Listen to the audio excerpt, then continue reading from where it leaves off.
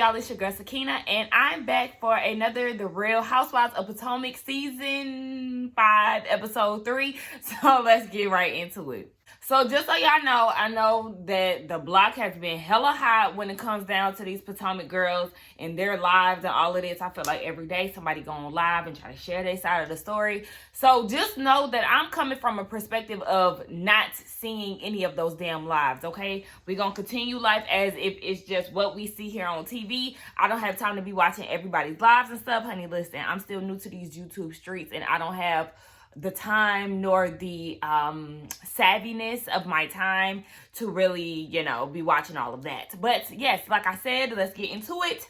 So the episode starts off where it left off with Candace telling everybody, fuck y'all. And they're still down at the table. So, she said that she didn't want to get into the situation with the girls. So then that's when Wendy was like, okay, is Candace the only one that's supposed to be apologizing? And, or is it both of y'all? So then Ashley was like, Candace says a lot of negative things about me. And Wendy was like, okay, well, I need to see the Carfax. Honey, Bravo pulled out all the tweets where Candace called her a roach, called her a bed wench, called her a concubine, said that Michael was her overseer, just going the fuck in. Now, my concern with this is Candace. Are these things coming from you just waking up one day and wanting to talk shit about Ashley? Or is this coming from, obviously it struck from somewhere where Ashley had, provoked her, or maybe she felt like, she wanted to retaliate to something that Ashley said. But it's like, okay, well, all these tweets, was this all in one time span? Or was this like, yeah, you just waking up and wanting to talk shit about her? I always wanted to know what was the reason for a lot of the tweets that she was going in on. So then, Ashley was like, how or why would I even, put in effort with you when you continue to say snide things about me? And Wendy is peeping this whole gang up thing. And she was like, it's not the way to really get an apology. Not only is it not the way to get an apology, but it's also not going to be a genuine one. Hello, I keep saying that. I mean, what the hell? Y'all feel like y'all gonna gang up on her and she's gonna give off a real apology? No, that's just not real. So, Candace says that she does not want an audience because at the table, when they tend to sit down and have gatherings, it tends to go left. So she was like, no. And Ashley's whole thing was, okay, but you have an audience here. And then Robin chimes the fuck in and says that, have you forgot that you went in on Ashley at her house? Robin, this is when you need to stop interjecting, bitch, because it has nothing to do with you, and that's the problem. One, Ashley getting a butter knife thrown at her was in reaction to her not leaving the house. First of all, you kept coming back to Candace's house after she kept telling you to leave. What does that mean? She's being provoked, okay? So yes, you're poking her, so now she's gonna have to show you, bitch, get out my house. Get out. And I don't understand why Robin had to say something. And yeah, Candace was like, Robin, shut the fuck up. And to me, I feel like that's where Ashley needs to apologize. Okay, you want to keep talking about how you want an apology for, your baby situation and how she was doing all these tweets, okay? And you need to apologize for going against her wishes and not leaving her home when she asked. And also, you was making jabs about where she stayed at. So, Monique tries to interrupt Candace while she's going in, and Candace was like, I'm talking. So then Monique goes and tries to poke at her. Was like, go ahead, girl, speak.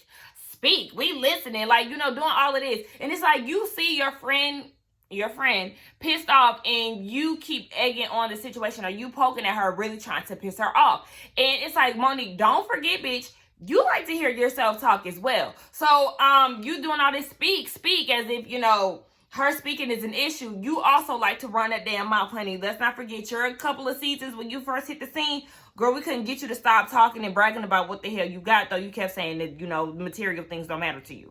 Anyway, so Giselle is eating it up and was like, oh, okay, Monique and Candace are going at it. I'm feeling like this has nothing to do with Ashley and everything to do with Charisse and the trainer. So, it's just like, all right, y'all really feeding into all of this stuff that Giselle has helped create. So then out of nowhere, or I guess it was just editing, Giselle brought up the whole Charisse situation, and she asked how close her and Charisse are. Okay, well, Candace said, we are good friends. We've been okay over the years. because Monique was like, okay, well, when did y'all get cool? She was like, we've been okay over the years. And Candace said in her confessions that last time she checked, the beef between Monique and Sharice was 2 years ago. And she did apologize, however, for not giving Monique a heads up. She did say, I was wrong for that. And I, applaud her for that. Shout out to you. You did own up to it. So it's just like, okay, I feel like there's nothing else that needs to be said. This is what basically Monique wanted, right? She was mad that she didn't get the heads up. Okay, well, now she's giving you an apology because she could not give you that heads up. And then Monique says the whole reason why she threw the dinner was for Ashley and Candace to have some type of common ground. And Karen was like, you know what? We need to stop all of this shit, okay? All of this needs to stop. I feel like an apology needs to come from both of them, and it needs to be in a good space. Thank you. Hello. It needs to come from a genuine place. You cannot force people to apologize. Like, what the hell did y'all think was going to come from this? So, Ashley said that she loves Candace as a woman, and they both agreed to, do the whole separation or talk separately. So they end up doing this flash forward or whatever, off camera, 3 minutes after Ashley and Candace talked. They have Monique talking, and she was saying, I know that you were going to be mad at me, talking to Candace. So Candace was like, no, don't talk to me. Back the fuck up. Get off me. She's not feeling her. And as she's saying this, Monique is laughing like, no, no, no. So Monique said she had to. I don't know what she meant by she had to, but Candace was like, no, you could have came at me at my party and told me, or asked me, why is this bitch here, talking about Sharice. Y'all, my dogs. So in her confessions, Candace is saying that she really cannot trust Monique. She feels like she's two-faced. She's one way around the group and another when they're not around. So, she was like, I'm not really feeling her. I can't trust you. So then we get a scene where Ashley is with Michael, and they're at the store trying to get Dean ready for the sipping seat, trying to find him an outfit. So Ashley is talking about how she has some anxiety about people coming to the sipping seat. She doesn't want people to touch the baby, kiss the baby, all of that. Y'all know she's real paranoid. And Michael was like, well, yeah, we can't have people kissing on the baby. We can't have people like Karen around because she'll leave tons of makeup on the baby. She looks like a baby kisser. We need to get him a helmet. Excuse me? And I guess we need to wear a helmet for you too, because if she's leaving makeup, what are you leaving on the baby with your dry ass skin looking like Goldmember? You probably leaving all kind of dry skin on the damn baby's head and shit. Like, don't try to come for Karen with your... Anyway, like I said, he looked like Goldmember. So, he's not happy that Candace is coming. He doesn't like the idea of her being at their house. But, he said they need to hide all the weapons. Okay, y'all need to go ahead with that damn butter knife situation. Okay. Anyway, Ashley starts to check herself out in the mirror. She's like, okay, girl, I see you. Ashley was looking cute. I really love the orange heels that she had on. And as she's feeling herself and telling Michael why she's doing it, he interrupts her and was like, can you just hurry up so I can go back to work? Excuse me? So then she was like, Michael appreciates her physically, but they haven't been having sex. And she feels bad about it, but it's just like, girl, you probably really don't want to have sex with his ass. But no, I'm just playing. I mean, not really. But at the same time, when women have babies, they don't really feel sexy. So maybe that's what she's going through. So we get Giselle at her house, honey. And she is taking pictures, and construction workers outside, still working on that house. Baby, I don't know. I just feel like, Giselle, what were you thinking when you purchased this house? I know it's probably a good deal. However, ma'am, this house is a mess. And, I really can't talk that much shit because my room, my room is still under construction. But we have made some progress. I finally got a new dresser. I can't really show y'all too much of my room. That mirror is not going to be there soon. But in these pillows, honey, listen, I'm tired of these damn pillows. I'm going to make my way down to Home Goods or buy some online very soon, okay? So don't come for me. I know I really can't be talking that much shit, but at the same time, my room ain't tacky like that house.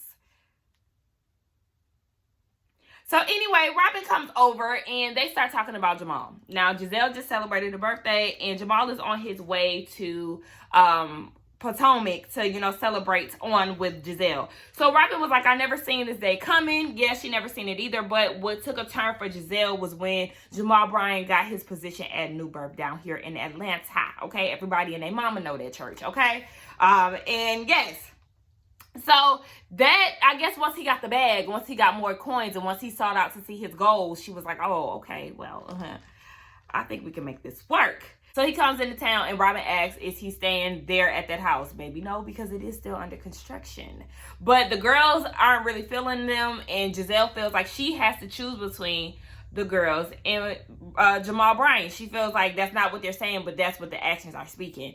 And yeah, as we already know, let's just fast forward on and get Giselle's parts out the way, right? So Jamal comes into town, and they go on a boat to celebrate Giselle's birthday. On the way there, Giselle's trying to hype the girls up, but she was like, look, you and Dad celebrate your birthday together every year. We're not really feeling this. Grace, in particular, is not here for him. So they get on the boat. I noticed when he greeted the girls, when Jamal greeted the girls, he only gave a compliment to Grace, and I did not like that at all. I did not like that. I feel like if you are going to compliment one of your girls, you should compliment all of them. That's what creates like sibling rivalries, and you know, people start to resent each other and like all this stuff. Like, you can't really do that with siblings. I wasn't feeling that. So it's an awkward silence. Giselle makes it worse by saying that she's seen Jamal twice after he's seen the girls. I guess he was in town without notice. They didn't know, whatever. Then they bring up him surprising Grace, and Grace was just like, okay, yeah, I told that nigga to leave. So then Jamal says that he has a surprise for them. Okay, the surprise is them having ownership of 3 restaurants down here in Atlanta, which is Arizona. I've actually been to Arizona one time for one of my birthdays when I was really trying to be real chill. It was just me and my mom. It was pretty good. I had crab cakes, you know, back then. I used to love me a crab cake, Lord. But I really feel like that was a good investment for his daughters. The twins were very excited. Grace was just like, okay, I thought I was getting Nicki Minaj tickets. Like, I'm not here for this. So, you know, she is the one that's really going against the grain as far as her parents being together. We see Wendy. We get introduced to her. She has a solo scene, and we see her family. She has 3 children, 2 boys and a girl. Her daughter is 3 months, I believe. But, you know, she's saying how she's from Nigeria. She is an immigrant. Her husband is Nigerian American. So, you know, they have some beautiful chocolate babies. Her husband is easy on the eyes, and he is a lawyer. So, you know, they come from a family of excellence, okay? And the kids are actually getting ready for their lesson. They're about to learn how to speak Igbo, and they're being taught by her mother. Side note, that mom is bleaching her skin. I don't care what anybody says.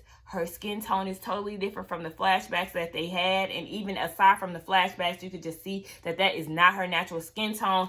And on her shoulder, you could see that it was blotchy. So that mother is definitely bleaching. However, Wendy starts talking about how they take education serious, you know, in the African culture, and really a lot of immigrants, they have to really press the importance of education. So she wanted to make her mom proud. So then she goes into her laundry list of accolades or accomplishments. So then she goes and says that she has a bachelor's degree in political science, master's in arts of government, master's in science of public policy, and a PhD in community development of public affairs. She's also a professor at a college, and she is a political commentator. Now, Wendy says political very weird. She says political or something like that. Like, I was like, what? I have the subtitles on when I'm watching my reviews just so I can make sure I'm getting what's being said correct. So I was like, oh, political, okay. But, you know, she was like, this is just slight work. I said, yes, ma'am. You know, I love it. We get Candace. She's at the store with Chris. They're shopping for her stepdaughter. Obviously, Chris has a thing for black girls or women of color because she said that his daughter is a brown-skinned girl. So I was like, oh, okay. So then they start talking about the whole situation with the dinner. Okay. Then we get a scene where Karen, it comes over to Monique's house, and they're talking about the situation too. So, you know, Bravo was doing the whole back and forth situation. Okay. Monique asked Karen what she thought about the dinner. Karen thinks that it was a lot. Candy said that she was shocked by Monique's behavior, and she feels like she didn't know that the whole situation with her and Sharice was that big of a deal, but obviously it is because Monique is big mad. Okay. So then she said she thought that the issue was dead. No, it's not, ma'am. So then Monique says that she's still mad that there was no heads up by Candace. Okay, how long can you be mad about that?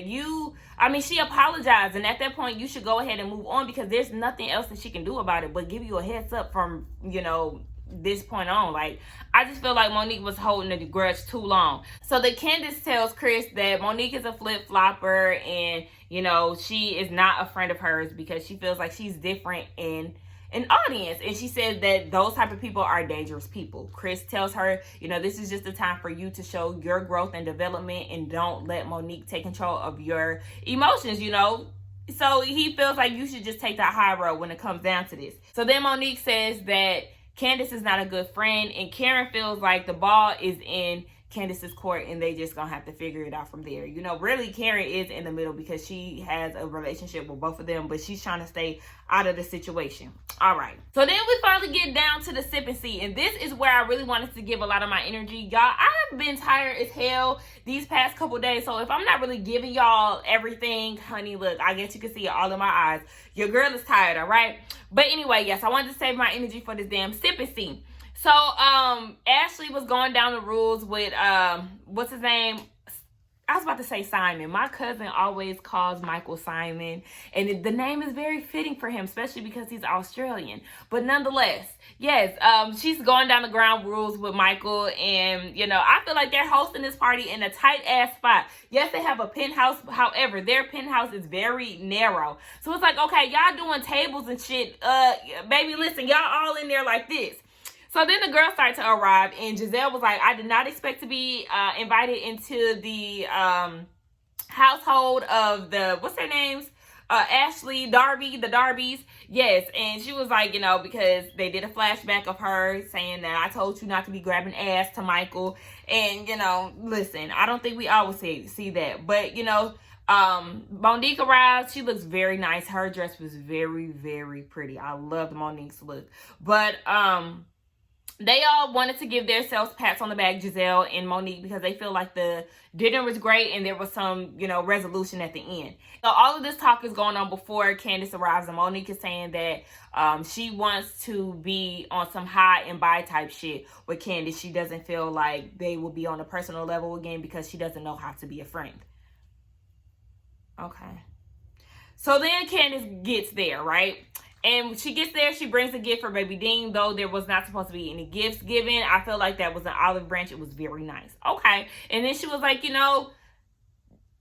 let her hold the baby. And I was shocked by that. I think we were all shocked by that. She let her hold the baby, and she feels like, I have my restraints from being a mother. However, seeing Ashley being fearless, I feel like maybe I could do it too. And little does she know, Ashley be panicking behind the scenes. But yes, so Karen and Wendy arrive, and they're having small talk while they're getting food. And Wendy tries to bring up, relationships. They're asking each other how they are. And Wendy was like, I heard you was having conversations about relationships. I think that's really good. And in the midst of that, Karen does this whole body turn around. She does a whole 180 around to Uncle Lump, which is Ashley's uncle, and was asking him how he was doing. Now y'all know I go up for the grand dame, right? However, this is not the way you treat somebody. I feel like that was so fucking rude. Like, how can you do that? She's in the middle of having a conversation with you, in which you are engaging in, and then you go and turn around and start a conversation with somebody else. That shit was so rude, so tacky. I really did not like that shit. Obviously, we need to get down to the bottom of why she is not here for Wendy. Obviously, they had some type of issue in the past. Wendy's still confused as to why she's acting as if she doesn't know her. So, they got some things that they really need to talk about. So then there's a knock on the door, right? I'm like, okay, who is it? Because all the girls is there. Baby, Sharisa rocked her ass in the door. Ashley had done invited her. Apparently, they're friends too. But Monique ain't that mad about it because Ashley gave her the heads up that Sharice was going to be there. So she already knew what to expect. Okay.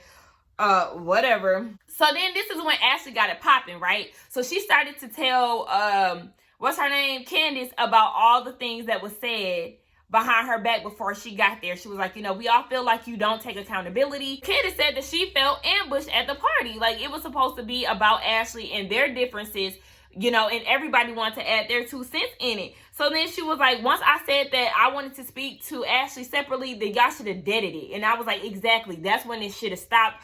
All of the people adding in their opinions, all of that shit should have came to a halt. So it's like, yes, I feel you on that. And then Monique says that Candace wants things to happen on her terms. Monique, hold on, wait. Did you not want her to apologize on your terms? Like, how can you feel like, oh, this is supposed to happen when she wants to happen? First of all, it's not your problem to even be consumed with. I don't understand why Monique feels like she had the nerve to say that. It's just like, girl, you felt okay in saying that. And that was the problem. Like, no, you out here trying to give forceful apologies and you want her to do it on your time, you and Giselle. Like, that's that bullshit that I'm talking about. That's when I start yelling at the TV, like, okay, this about to be some shit, right? So then Candace was like, the issue was between me and Ashley, not everybody else. I felt like y'all needed to, you know, just keep it between us. So then in her confessional, Candace was like, okay, isn't this supposed to be a sip and see about Dean? We supposed to be asking questions about him. And it's just like another gang up, the same thing. You know, people were saying they are basically trying to paint Candace as the bad guy. And for me, I'm just looking like, y'all hoes got the game fucked up. So then Monique goes into this whole thing of calling Candace aggressive and hostile. Okay, and then she says that she's not aggressive and hostile. Okay, wasn't you aggressive and hostile when you told Candace that you was gonna beat her ass, you was gonna drag her pregnant and all? Wasn't you aggressive and hostile when you put that umbrella up to Robin's throat and said she was gonna beat her ass with it? Like, I mean, you can't do that, Monique. Like, don't do that. I didn't really have a problem with Monique, but this bitch was really getting on my nerves. To me, she was giving off real passive-aggressive attitudes. Wendy started to come to Candace's defense. Was like, maybe she's not comfortable with talking to everybody because she doesn't feel like everybody is her friend. Do you feel that way, Candace? Candace was like, she doesn't know who's her friend anymore. And then Wendy said in her confessional that Monique is not her friend. And the way that she's acting, yeah, bitch, you really ain't acting like no friend. You really on some crazy shit right now. So then, Monique says that Wendy needs to tread lightly because Wendy was saying that she has her back, she's loyal to her, and Monique was like, oh, well, you need to tread lightly because I've never said that, you know, made jokes about her living with her mom. I've never laughed at her looking at a $2 million house, yet this is how she's doing me, and this is the thanks that I get. So Candace was like, hold on, wait, bitch, you're a flip-flopper. I don't know if it's because you're now friends with Giselle, now you feel like you need to come at me, but I ain't the one. So when she said that, you know, Giselle and Robin's like, ooh, you know, they eating it up, and they was just like, oh my God, so yes, you're next. Then it's just like, okay, Monique, girl, you was on trash. Like, I just really did not like how she was acting. So, you know, with all this going on, Candace was like, you know what, fuck this, I'm leaving. So she gets up and leaves, right? And Ashley follows her outside.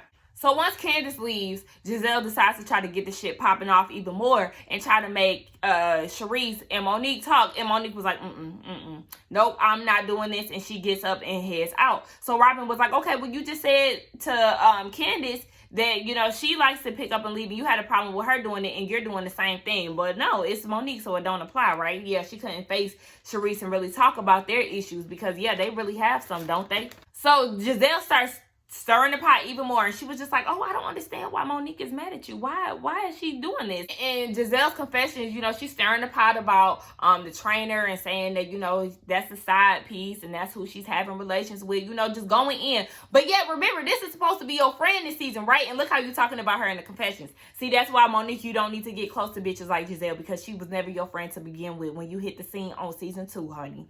So then, yeah, she was just like, I don't understand why Monique is upset. Sharice, do you know? Sharice has no idea. They're asking Karen, and Karen was like, listen, bitch, I don't got nothing to do with this. You know, she's basically trying to stay out of it. And like, Giselle, she was even trying to call Candace childish, but it's just like, look at how you act. Like, look at how you act. That, girl, please. That's the pot calling the kettle, bitch. Goodbye. So then, while they was outside, Candace and Ashley, you know, Candace started to ask, does she consider Monique and Candace's friendship genuine? Candace doesn't know, you know, she started crying and doing the whole little blot and tear thing that she usually does. And she just feels like she's appreciative of Ashley taking the time out to, you know, talk to her during these times because they really don't see eye to eye. And Candace feels like they both do need to apologize to each other, which they do, but she doesn't want them to do it now because Ashley was like, okay, well, let's just talk about it now. No, it's not the right time, honey. You got a whole sip and see going on upstairs. You need to attend your party. I'm going to head out and we're going to rearrange, you know, having this sit down at some other time. So that was the end of the episode. And I just feel like Monique was dead ass wrong in this episode. In this whole situation, I feel like her and Candace definitely should talk to each other instead of talking to other people, because you'll never get anything solved if you don't go straight to the source, right? So it's just like, okay, y'all really have a bad way of communicating with each other, but Monique, I am really seeing you for who you are in this episode. It was really pissing me off. You was on some flip-flop shit. You was trying to be buddy with Candace once the the group left. You was like, no, I had to, all of this shit. And it's just like, that's not funny. You was really turning up for the cameras when it came down to Candace. And it was like, okay, bitch. Whatever, y'all. Like I said, that was the end of the episode. That was my thoughts on it. Please don't forget to like, comment, and subscribe to the channel. Let me know what y'all thought about it. And I will see y'all in the next one, all right? Bye.